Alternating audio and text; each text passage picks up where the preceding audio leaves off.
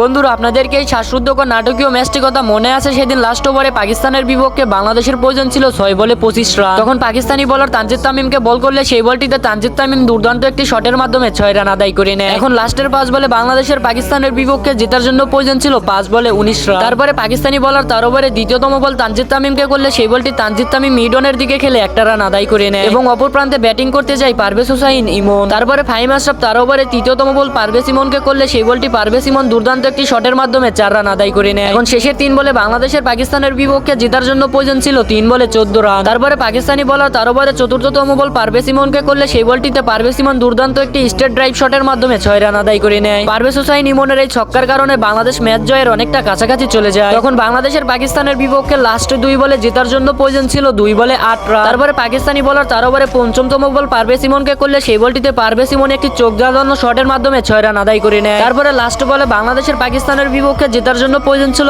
1 বলে 2 রান। তখন পাকিস্তানি বোলার ফাহিম আশরাফ তার ওভারে শেষ বল করলে সেই বলটিতে সুন্দর একটি শটের মাধ্যমে 4 রান আদায় করে নেয় পারভেজ হোসাইন ইমন। তার এই 4-এর কারণে বাংলাদেশ পাকিস্তানের বিপক্ষে জিতে যায়।